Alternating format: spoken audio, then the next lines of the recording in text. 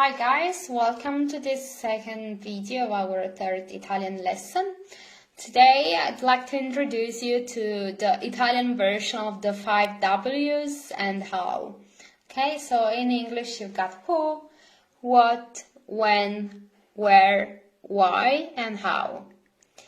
In Italian, those are translated as who is chi, what is cosa, when, quando, where, dove, why, perché, how, come.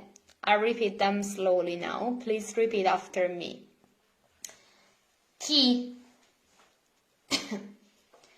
cosa, quando, dove, perché, come.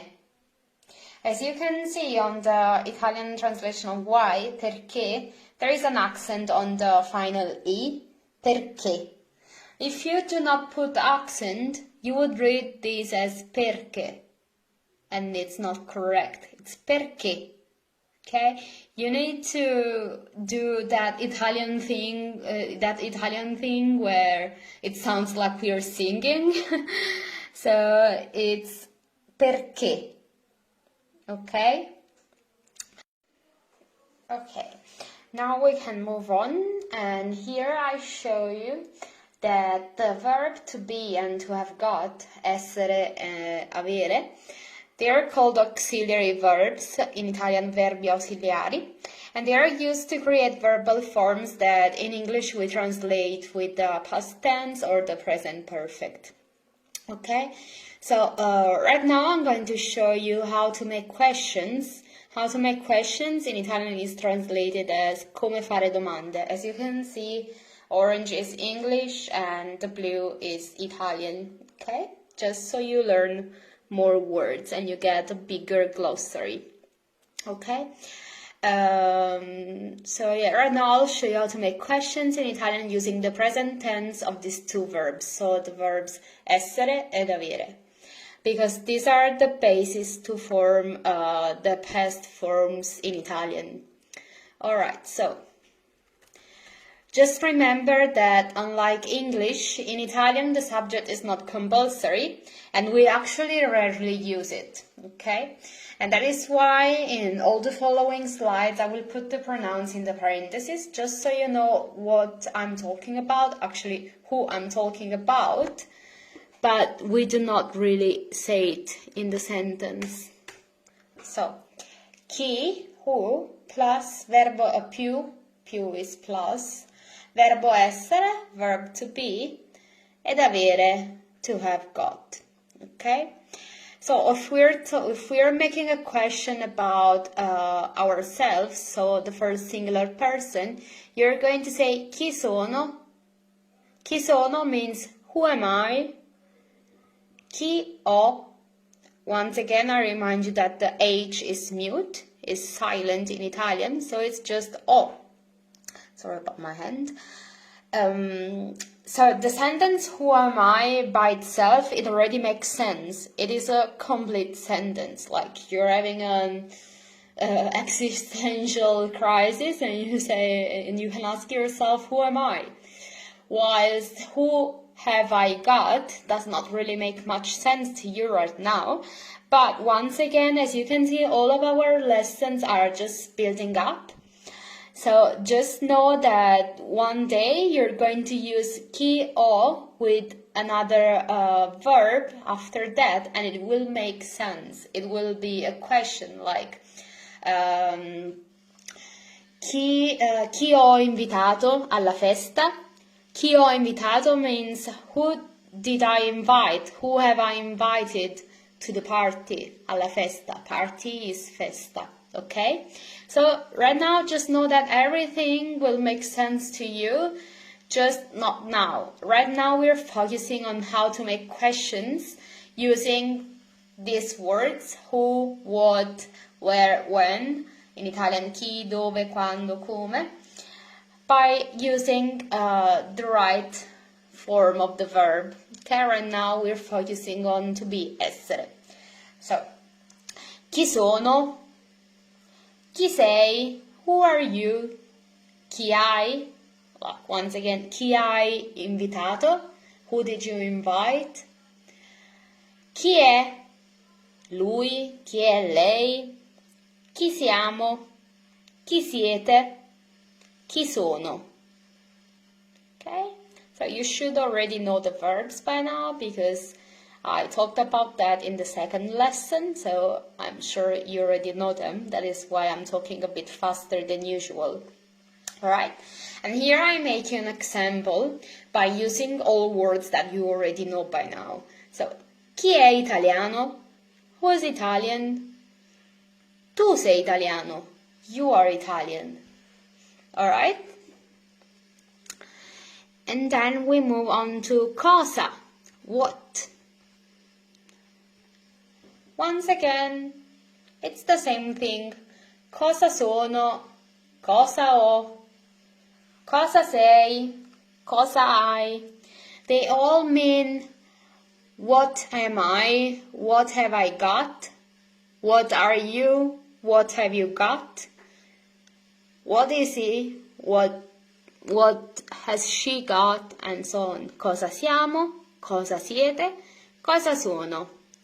Here I make you a very interesting example. I'm asking, cosa è? What is it? And I say, è un quadro. You should already know this word, but I translated it anyway. Quadro means painting. Okay? So, here I was telling you, there is a very interesting example because I wrote cosa è, and then, let me just make this bigger. Somehow I'll manage to, yeah. Cos'è? As you can see, here, what did I do? Cosa did I do? Cosa ho fatto? Cosa became cos, and then I put an apostrophe, and è with an accent because it's the verb to be. Okay, because these are two vowels and they are next to each other, even though they are into different words. So what I did is just I loosed the A and substituted with an apostrophe. Okay, and that became cos, because it just sounds better when you're speaking. Rather than cosa è, it sounds better if you say cos'è. Okay, cos'è? What is it? And the answer is è un quadro. It's a painting. Okay? And then we move on to quando. Quando means when. Okay? Quando sono, quando ho, quando sei, quando è, quando siamo, quando siete, quando sono. And here I wanted to show you something new. The question, when were you born? When were you born in Italian is translated with quando sei nato. Quando, as in when, were you born? Sei nato. Quando sei nato? And the answer to this question is sono nato, because it's a first singular person of the verb to be, sono, essere, io sono. Sono nato il 25 maggio. Maggio means May, as you can see. So, sono nato is I was born. Il just translates on, but it is not the literal translation, just so you know. 25. Maggio is May, and this is a big number, I'll tell you. It's 1995. You already know 95, okay? So, I was born on the 25th of May 1995 is translated with sono nato il 25 maggio del 1955. Del is optional. Del. Okay? It means of the year, okay? So, sono nato il 25 maggio 1995. And here we got dove, where, okay? Dove sono, dove sei, and so on. You can read it, it's always the same thing. So here I make a question. I ask you, dove siete? Where are you? And the answer is, we are at school. School in Italian is translated with scuola. We are, you already know that, it's translated with siamo. Noi siamo, we are. Siamo a scuola. As you can see here, I did not write noi siamo. I just wrote siamo because that is how we talk, okay? The pronoun, the subject is not compulsory. Then we came to perché, why, perché sono, perché sei, okay, and so on. A question is, perché è stanco? Why is he tired? Tired is translated as stanco. Let me make this bigger once again. Stanco. Stanco. It means tired. Okay? Stanco. Why is he tired? Perché è stanco? The answer is perché ha tanto lavoro, because he has got a lot of work. Perché, because we always say the same question and answer. The why doesn't change as in English, where the question is why and the answer is because. We always say perché. Perché ha tanto, tanto means a lot of, lavoro, lavoro is work, okay? Because he's got a lot of work to do. Let me go back, okay. Then the last one was how, come. Question is, for this question, I decided to actually make an example with a sentence that you can use in everyday life, and that is, how are you? How are you? In Italian, come stai? Come? Come stai? Come stai? And the answer is, I'm fine, thanks. Sto bene, grazie. Sto bene means I'm fine. And grazie means thanks. Thank you, thanks. Okay? If you're not fine, you can say, I don't know, we always say that we're fine, but you could say, I guess, not, why is it different? You could say,